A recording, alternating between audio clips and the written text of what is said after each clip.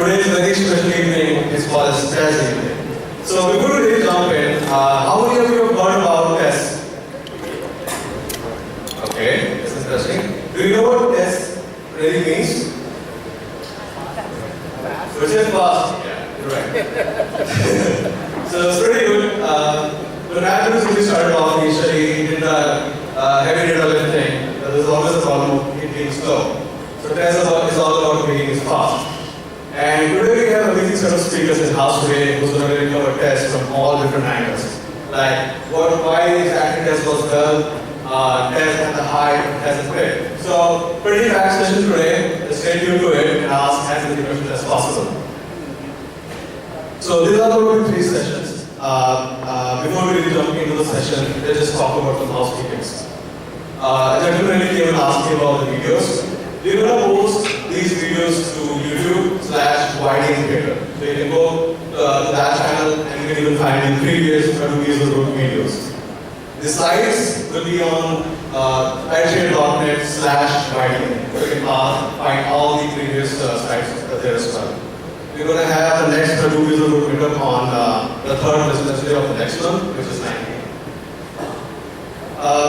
We're going to have the speakers standing in this area and speaking, so just make sure that we don't really make a lot of noise. We really want to let go of this creative space towards the end of the room or towards the outside. And we're trying to improve this Hadoop user meetup every time, so if you have any feedback, go to the meetup page and give us some feedback.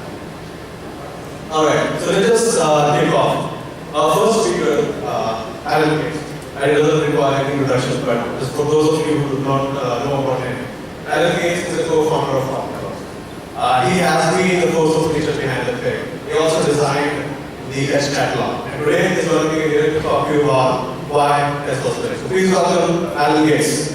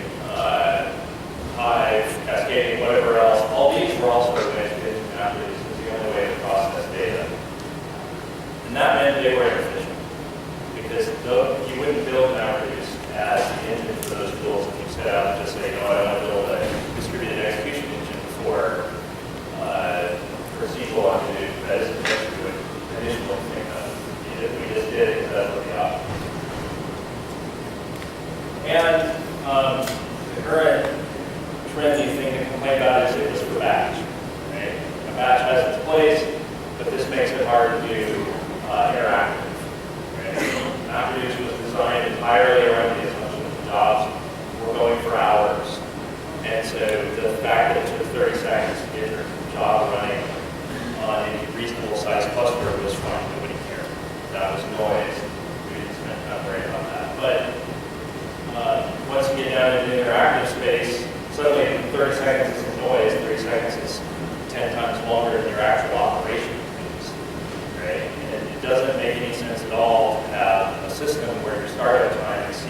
runtime I can have.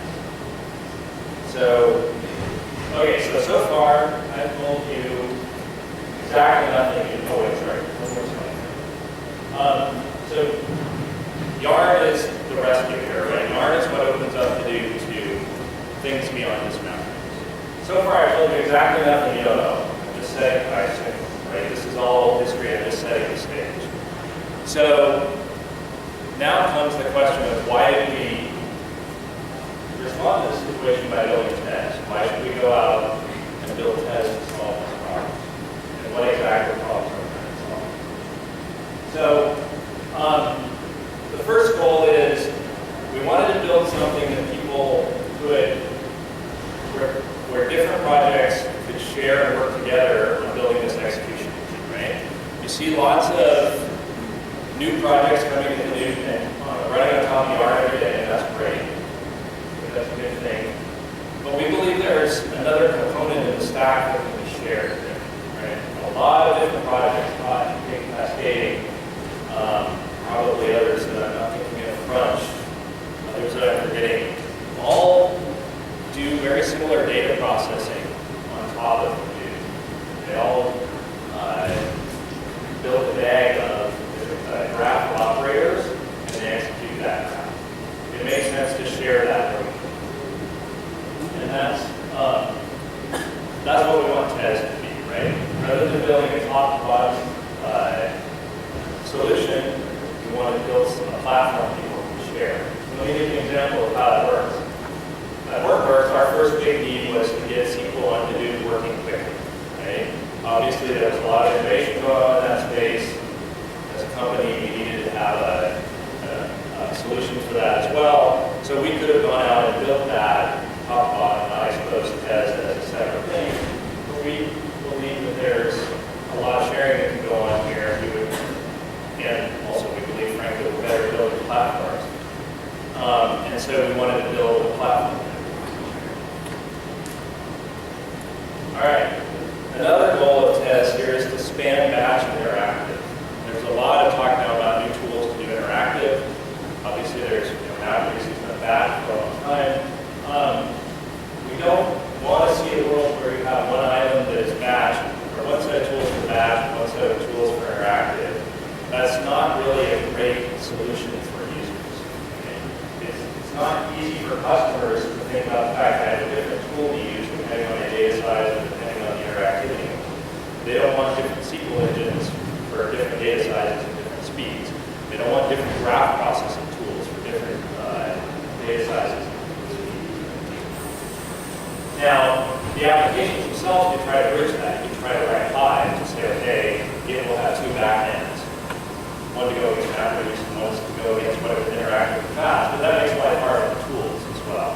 We believe we can push that down into this next layer of TES, where it can be the one to make those decisions with information from the optimizers of these applications about how long this process is. And finally, and perhaps most importantly, is MapReduce is something that was worked on in Hadoop for 5 to 7 years, somewhere like that. I forget the amount of time. There was a lot that was learned in that time and a lot of investment that went into that. A lot of that learning was the hard way. For those of you who were using MapReduce 5 years ago, you can remember, or even tools on top of it like Dig and Hive, you can remember when it was not all that hard to bring down the cluster by writing an errant pig job or an errant MapReduce job. And I don't know how many times when I worked here at Yahoo, I saw that happen, right? So there was a lot of time and effort put into making MapReduce resilient in the face of user error, cluster error, and frankly, just making it efficient for large-scale operations. I remember when Owen and Arun went off and worked on the TerraSort benchmark for a year. They spent almost a full year, the two of them, improving Hadoop's ability to do the TerraSort, and there were huge benefits of that downstream in terms of how efficient the shuffle was and all that kind of stuff. We wanted to preserve all that, right? We don't want to throw that away. We don't want to start over. We want to take that learning and evolve it into the next platform has that can do both back. All right, so that's my simple introduction. And now for actual technical details, I'll pass it off to Ross.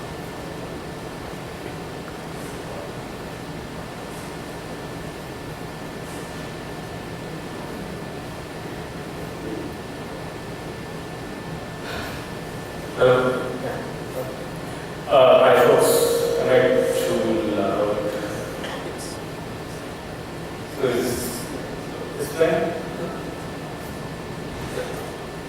I am Vikas, I work at Hadoop, being a collaborator on the Hadoop project and the TASE project.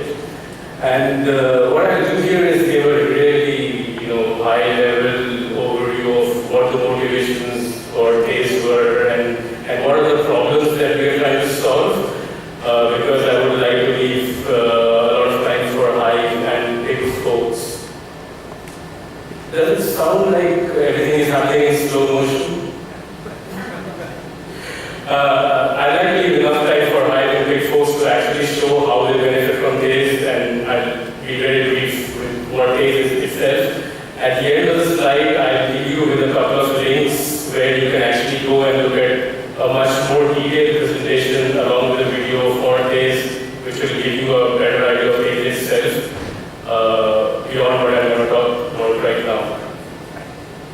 So like Alan said, Hadoop 1 and Hadoop 2 have this main difference where Hadoop 1 was an application and Hadoop 2 is a platform. Similarly, MapReduce was an application and we are making TASE into a platform where other people can actually build on top of that platform without having to sacrifice one leg and one arm or something like that. So what is TASE?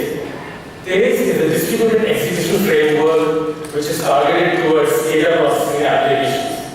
It is concerned with moving your data in the most efficient and performant manner possible and letting you figure out what exactly you want to do at a schematic or logical level. It has a clear separation. The main point that we want to make with TASE is a clear separation between the logical app layer and the physical framework layer. And TASE wants to be the physical framework layer, so that a broad variety of data processing applications can actually be written on top of the platform. It's an open source incubator project in Apache right now. So the two design themes that we designed TASE around were, one, enable the user to do whatever they want in the most efficient manner. And two, take away all this headache about how to make things work efficiently or with high performance and make that part of the framework. So that you don't have to bother about that. But you can help us do that better by telling us more information about what you want to do. So let's look at those things. For empowering end users, the biggest problem that they faced was, how do I take my computation and make it look like MapReduce? Because MapReduce was all that Hadoop could do. And that is often not the most elegant way in which you can express what you're trying to do. And that is the problem that you want to solve. We want to take this really complicated graph, which represents a totally ordered distributed sort, and express that as a job in this so that we are not doing any extra work beyond what is necessary to get the job done. So our APIs are very much focused on efficiently describing these kind of tags. Secondly, once you've described what computation you are trying to perform, you actually need to run physical operators on the machines in the cluster to run them. And that is where MapReduce would take care of everything, doing all the input-output and letting you bother only about mappers and reducers. But then you're stuck to whatever implementation MapReduce has for the way it is trying to do its input and output. If you have a cool new transport mechanism, you cannot plug that in without actually changing a lot of code. So we factored out that into this concept of a bunch of inputs, a processor, and a bunch of outputs, which can be composed together as long as they maintain their API boundaries, and they should be able to work with each other. And that is how we have translated MapReduce to work on this, because the mapper becomes an HDFS input, a map processor, and a sorted output. A reducer becomes a sorted input, reduce processor, and an HDFS output. If you want to do something else, for example, I want to do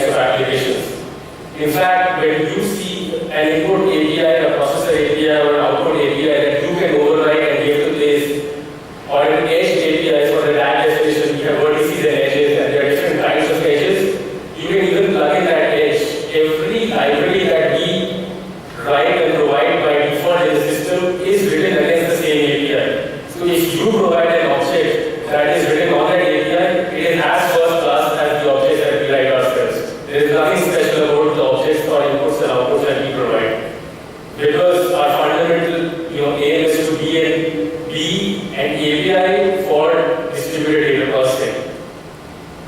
And finally, we've taken advantage of Yarn to make it really easy for you to deploy this. All you need to do is upload the day's binaries onto HDFS, set a configuration on your local client machine, and you can use that. We take care of all the deployments using Yarn's mechanisms. The good thing is that you can actually run multiple versions of this app at the same time, so you don't have to worry about upgrades and downgrades and all of those things. So this kind of summarizes the aim that we have with slide graph, that these APIs are powerful, but it also takes a little bit more effort than just writing a mapper and reducer in order to get running. But we are trying our best to make these APIs as easy to use as possible for the end user. Next, what are the execution performance gains that we have gotten and that we have an eye on for the future? Well, just by eliminating MapReduce, there are a bunch of performance benefits that you just get for free. You don't even have to do anything. You don't have to have the right barrier between different jobs. You don't have the overhead of launching multiple jobs, queue contention on the capacity scheduler or any other scheduler, the HDFS output. All of that you just get for free by just simply translating your job into this. But can we do better? We possibly can. This was fundamentally designed so that the concurrency control, the plan configuration of what your job looks like, and the parallelism of your job can be decided at runtime. So an example of that is, let's say you have, I'll come to the example later, then I put the slides for that.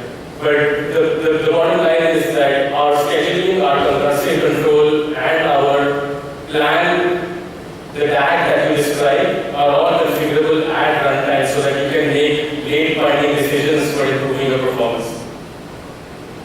Secondly, a bunch of the authors of this have also been Yarn committers, and we know Yarn in and out. So we figured out how to best utilize the resources that Yarn gives to us. A number of examples are, we do not launch different tasks on independent containers like MapReduce does. We reuse containers. We reuse containers across stacks. We also have this shared object registry so that any computation that you have already performed does not need to be reperformed. You can just put it in that registry and get it back later on. And with Big and High, you see examples of how you can use this object registry to actually cache intermediate data or cache tables so that you don't have to compute that again. The forward-looking, and all of this is already done. This slide kind of looks at a little bit ahead, where we envision that things will take over all the data transformations or the data movements that happen in the cluster, so that you don't have to worry about what is the best thing to do. If two tasks of yours are on different machines, we possibly serialize to this. But if two tasks of yours happen to be run on the same machine, we may, instead of serializing to this, have them talk directly to each other using in-memory channels, so that you don't have to pay the serialization cost. And we hope to get there in the near future. These are the cool slides for showing how some of the complicated plan configurations work. So a fundamental problem that we've always had in MapReduce is, how do I figure out the right number of reducers? Because the output changes at runtime, and depending on how much has been filtered and how much has not been filtered, I'm always making a wrong choice. So on this, a reduced stage is a vertex in the graph. And which one is the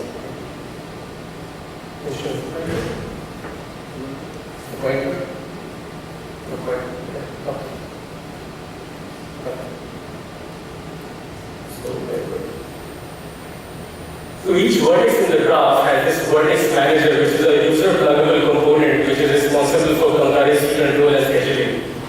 And let's say we have these 3 map tasks and 3 reduce tasks, which are, this is the initial bypass connection, which is a typical MapReduce job. So let's see what happens when this job actually runs on the cluster. Days has an event model by which user code and the framework code can communicate with each other. So this user code, which is running on the maps, can send data size statistics events to this vertex manager, which is running in the central controller. And that can now try to build a model of how much is the expected data which is going to come out of the rest of the maps when it's finished, based on the data which has been produced by the completed maps. After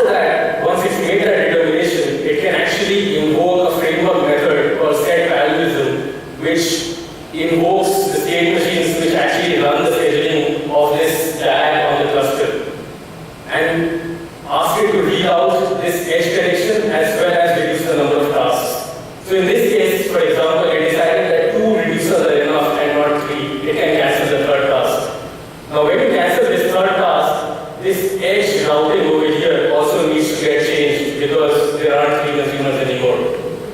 So using the set values method, the vertex manager has the ability to change this routing as well as change this concurrency. Oops. And I was slide missing. But what would have happened was this would have gone away and this would have been rerouted and the computation would have continued using 2 reducers instead of 3. And this is technically user code. We provide a version of that user code to you in the case library with the official code, but you're free to write this yourself using the same APIs. So what is the now next phase? It's an incubator project, active development, 800 GLs, file more than 800, more than 600 is logged. We are focusing on testing and stability at our highest priority right now so that more and more users can come and onboard onto things with high confidence. The code is ready, we have deployed on multiple scale environments, 10 nodes, 20 nodes, 300 nodes, and it was fine. We have support for a large variety of tags, enough that Hadoop can successfully translate all their existing work onto these tags, and Hadoop are actively targeting their work to things. Roadmap, we want to have more advanced scheduling support so that we can do post-scheduling of tasks when it makes sense. For example, there are 2 sites which need to be joined. If I already post-schedule both sites on the same machine, then the join will become local instead of being remote. There are many other important things to look at, like iterations from machine learning, efficient iterations, all of which have a clear roadmap that we're working on. Efficiencies in moving data, session performance, which is related to all the container use and object registry activity that you've done, and in general, improving our recovery, debuggability, stability, and the normal abilities of a distributed system. Here are some important links. There is a meetup link, which you can sign up to because we had one meetup and possibly after our subsequent releases we'll have more. We run a blog series, which has a lot of detail about all the features and all the improvements that we have made to taste. If you want to contribute, you're most welcome. If you want to use it and find out bugs and just report those bugs, that is also very useful. The links are there. I'll skip this in the interest of time. If you want a deeper dive on this, because this has just fed your appetite, then there's a presentation on the web. The link is over there. It has many more slides and goes into a lot of detail about case architecture, exact APIs, how to write stuff, along with some, sound bites to help you along. And at this point, I'll hand over to the big and the high folks so that they can take their time and explain how they've actually done on top of this. But in case anyone has a question,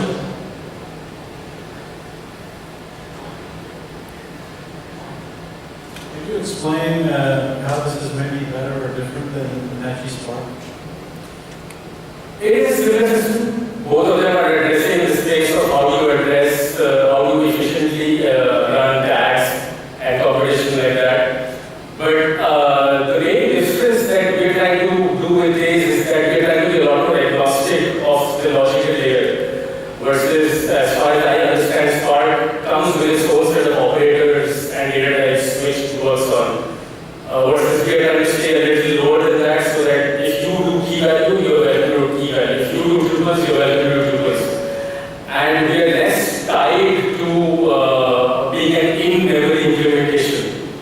We support being able to run everything in-memory using object registry and RH types, but you're not restricted to that. You are free to use other kinds of operators, other kinds of inputs and outputs. You want to do an RDMA-based in-memory output? Sure, go ahead and do it. You can easily plug that in. So this ability to plug in your runtime stuff and your scheduling stuff and your tag resolution stuff, that is where the architectures are fundamentally different, even though the problems that they're trying to solve are very similar.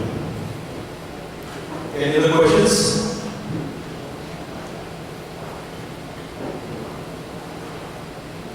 So, because we see different presentations where we say I will perform 10, 15, 200 times faster. But the example you presented, I did not see how it will make it that faster. Is it, you want to elaborate that? Or? So there are 2 answers to that. One is that I is faster not just because of this, but because of many other improvements that are going into Hive.